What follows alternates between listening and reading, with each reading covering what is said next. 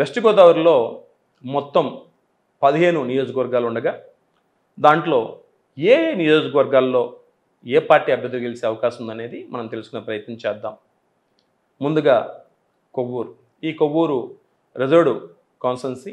ఇక్కడ వైఎస్ఆర్సీపీ పార్టీ నుండి తలారి వెంకట్రావు గారు పోటీ చేస్తున్నారు.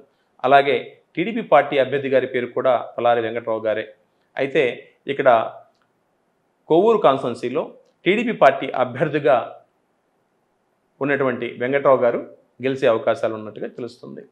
అలాగే నిడదవోలులో వైఎస్ఆర్సీపీ పార్టీ అభ్యర్థి అయినటువంటి శ్రీనివాస్ నాయుడు గారు, అలాగే జనసేన పార్టీ అభ్యర్థిగా కందుల దుర్గేష్ గారు పోటీ చేస్తున్నారు. ఈ నిడదవోలు కాన్స్టిట్యున్సీలో కూటమి అభ్యర్థిగా జనసేన పార్టీ నుంచి పోటీ చేస్తున్నటువంటి కందుల దుర్గేష్ గారు గెలుస్తున్నారని చెప్పవచ్చు. అలాగనే అచంట. ఈ అచంట నియోజకవర్గంలో వైఎస్ఆర్సీపీ పార్టీ నుండి శ్రీ రంగనాథరాజు గారు పోటీ చేస్తున్నారు. అలాగే టీడీపీ నుండి పీతాని సత్యనారాయణ గారు పోటీ చేస్తున్నారు. ఇక్కడ అచంటలో వైఎస్ఆర్సీపీ పార్టీ అభ్యర్థి మీద టీడీపీ పార్టీ అభ్యర్థి అయినటువంటి పీతాని సత్యనారాయణ గారు పోటీ చేస్తారని చెప్పవచ్చు. అలాగే పాలకొల్లు. ఈ పాలకొల్లు నియోజకవర్గంలో వైఎస్ఆర్సీపీ పార్టీ నుండి గోపి గారు పోటీ చేస్తున్నారు. అలాగే టీడీపీ పార్టీ నుండి నిమ్మల రామానాయుడు గారు పోటీ చేస్తున్నారు. 100% టీడీపీ పార్టీ అభ్యర్థి అయినటువంటి నిమ్మల రామానాయుడు గారు గెలుస్తున్నారని ఘంటాపథంగా మనం చెప్పవచ్చు. అలాగే మరొక కాన్స్టిట్యున్సీ అయినటువంటి నరసాపురం కనుక తీసుకున్నట్లయితే ఈ నరసాపురంలో వైఎస్ఆర్సీపీ పార్టీ నుండి ముడునూరి ప్రసాద్ రాజు గారు పోటీ చేస్తున్నారు. అలాగే కూటమి అభ్యర్థిగా జనసేన పార్టీ నుండి బొమ్మిడి నాయకర్ గారు పోటీ చేస్తున్నారు. ఇక్కడ వైఎస్ఆర్సీపీ పార్టీ అభ్యర్థితో పోలిస్తే జనసేన పార్టీ నుంచి పోటీ చేస్తున్నటువంటి బొమ్మిడి నాయకర్ గారు ఎవరైతే ఉన్నారో వీరు గెలిచే అవకాశాలు బాగా ఉన్నాయని చెప్పుకోవచ్చు. అలాగే భీమవరంలో వైఎస్ఆర్సీపీ పార్టీ నుండి క్రంది శ్రీనివాస్ గారు పోటీ చేస్తున్నారు. వీరి మీద కూటమి అభ్యర్థిగా జనసేన పార్టీ నుండి పులపర్తి రామాంజలి గారు పోటీ చేస్తున్నారు. ఇక్కడ వైఎస్ఆర్సీపీ పార్టీ అభ్యర్థి అయినటువంటి శ్రీనివాస్ గారి మీద జనసేన పార్టీ అభ్యర్థి అయినటువంటి రామాంజలి గారు 100% గెలుస్తారని చెప్పవచ్చు. అలాగే ఈ ఉండి నియోజకవర్గంలో వైఎస్ఆర్సీపీ పార్టీ నుండి నరసింహరాజు గారు పోటీ చేస్తున్నారు. అలాగే టీడీపీ పార్టీ నుండి రఘురామరాజు గారు పోటీ చేస్తున్నారు. ఈ రఘురామకృష్ణరాజు గారు వార్తల్లో తరచుగా మనం చూస్తూ ఉంటాం, వింటూ ఉంటాం. వీరు రకరకాలుగా తమ స్పీచ్ అనేది ఇస్తూ ఉంటారని చెప్పుకోవచ్చు. సో వీరు ఒక ఇండస్ట్రియలిస్ట్గా కూడా నేను విన్నాను. ఈ ఉండి నియోజకవర్గంలో వైఎస్ఆర్సీపీ పార్టీ అభ్యర్థి అంటే నరసింహరాజు గారు గెలుస్తారా, లేక టీడీపీ పార్టీ అభ్యర్థి అయినటువంటి రఘురామకృష్ణరాజు గారు గెలుస్తారంటే 100% టీడీపీ పార్టీ అభ్యర్థి అయినటువంటి రఘురామకృష్ణరాజు గారు గెలుస్తారని ఘంటాపథంగా చెప్పవచ్చు. అలాగే తణుకు నియోజకవర్గం. ఈ తణుకు నియోజకవర్గంలో వైఎస్ఆర్సీపీ పార్టీ నుండి కరుమూరి వెంకట నాగేశ్వరరావు గారు పోటీ చేస్తున్నారు. అలాగే టీడీపీ పార్టీ నుండి అరిమిల్లి రాధాకృష్ణ గారు పోటీ చేస్తున్నారు. ఇక్కడ వైఎస్ఆర్సీపీ పార్టీ అభ్యర్థి మీద టీడీపీ పార్టీ అభ్యర్థి అయినటువంటి రాధాకృష్ణ గారు గెలుస్తారని ఘంటాపథంగా చెప్పవచ్చు.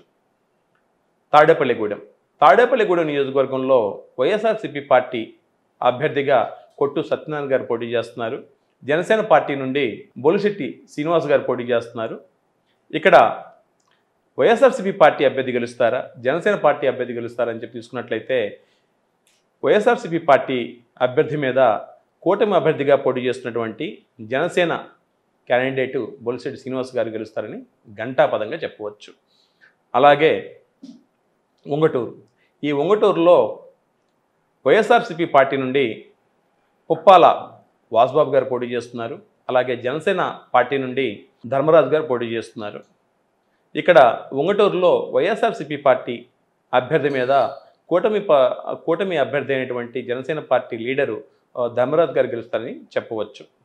అలాగే ఈ దెందులూరులో వైఎస్ఆర్సీపీ పార్టీ అభ్యర్థిగా కొటారు అబ్బాయి చౌదరి గారు పోటీ చేస్తున్నారు. అలాగే టీడీపీ పార్టీ నుండి చింతనేని ప్రభాకర్ గారు పోటీ చేస్తున్నారు. ఇక్కడ నేను ఒక కంక్లూడింగ్ రాలేకపోతున్నాను. ఇద్దరిలో ఎవరు గెలుస్తారని చెప్పలేకపోతున్నాను. కొన్ని నియోజకవర్గాల్లో బాగా టైట్గా ఉన్నప్పటికీ కూడా కొంత డెప్త్ క్యాలిక్యులేషన్ చేసిన తర్వాత ప్రాబిలిటీ 1% వీరికి ఉంది, 1% వాళ్ళకు ఉందని నేను చెప్పే ప్రయత్నం చేశాను. బట్ దెందులూరులో మాత్రం ఇద్దరికి సమానమైన అవకాశాలు ఉన్నాయి యాజ్ పర్ అస్ట్రాలజీ. కాబట్టి నేను ఇక్కడ ప్రిడిక్షన్ చేయలేకపోతున్నాను, సారీ. తర్వాత ఏలూరు నియోజకవర్గం. ఏలూరు నుండి కనుక తీసుకున్నట్లయితే వైఎస్ఆర్సీపీ పార్టీ నుండి ఆళ్ళ కాళీకృష్ణ శ్రీనివాస్ గారు పోటీ చేస్తున్నారు. అలాగే టీడీపీ పార్టీ నుండి బడేటి రాధాకృష్ణ గారు పోటీ చేస్తున్నారు. ఇక్కడ టీడీపీ పార్టీ అభ్యర్థి అయినటువంటి రాధాకృష్ణ గారు ఏలూరు నియోజకవర్గంలో గెలుస్తున్నారని చెప్పవచ్చు. అలాగే గోపాలపురం. ఈ గోపాలపురం అనేది ఎస్సీ నియోజకవర్గం అనుకుంటాను. ఇక్కడ వైఎస్ఆర్సీపీ పార్టీ అభ్యర్థిగా పానేటి వనిత గారు, టీడీపీ పార్టీ అభ్యర్థిగా మద్దిపాటి వెంకటరాజు గారు పోటీ చేస్తున్నారు. ఇక్కడ పానేటి వనిత గారు తర్వాత వెంకటరాజు గారు ఇద్దరు కూడా చాలా టైట్గా కనపడుతుంది. ఎవరు గెలుస్తారనేది అంత ఈజీగా చెప్పలేము. బట్ బాగా డెప్త్కి వెళ్ళినట్లయితే కొద్దిగా ఎడ్జ్ అనేది టీడీపీ క్యాండిడేట్కి, టీడీపీ పార్టీ అభ్యర్థి అయినటువంటి వెంకటరాజు గారికి ఉంది అని చెప్పి చెప్పుకోవచ్చు. అలాగే పోలవరం, ఇది రిజర్వ్డ్ కాన్స్టిట్యున్సీగా చెప్పుకోవచ్చు. ఈ కాన్స్టిట్యున్సీలో వైఎస్ఆర్సీపీ పార్టీ నుండి తెల్లం రాజ్యలక్ష్మి గారు పోటీ చేస్తున్నారు. అలాగే జనసేన పార్టీ నుండి చెర్రి బాలరాజు గారు పోటీ చేస్తున్నారు.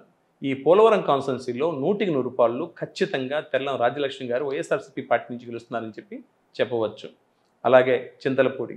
ఈ చింతలపూడి నియోజకవర్గంలో వైఎస్ఆర్సీపీ పార్టీ నుండి విజయరాజు గారు పోటీ చేస్తున్నారు. అలాగే టీడీపీ పార్టీ నుండి సొంగ రోషన్ కుమార్ గారు పోటీ చేస్తున్నారు. ఈ చింతలపూడి నియోజకవర్గంలో వైఎస్ఆర్సీపీ పార్టీ మీద టీడీపీ పార్టీ నుండి పోటీ చేస్తున్నటువంటి రోషన్ కుమార్ గారు గెలుస్తారని చెప్పి చెప్పవచ్చు. సో ఓవరాల్గా మనం గమనించినట్లయితే ఈ ఉమ్మడి వెస్ట్ గోదావరి జిల్లాలో ఉన్నటువంటి మొత్తం కాన్స్టిట్యున్సీస్ 15గా చెప్పుకోవచ్చు. ఈ 15 కాన్స్టిట్యున్సీల్లో అత్యధికంగా టీడీపీ పార్టీ 8 సీట్లు, జనసేన పార్టీ 5 సీట్లు గెలిచే అవకాశం ఉంది. అలాగే వైఎస్ఆర్సీపీ పార్టీ 2 సీట్లు గెలిచే అవకాశం ఉన్నట్టుగా మనం తెలుసుకోవచ్చు. Like and subscribe Eagle Media Works.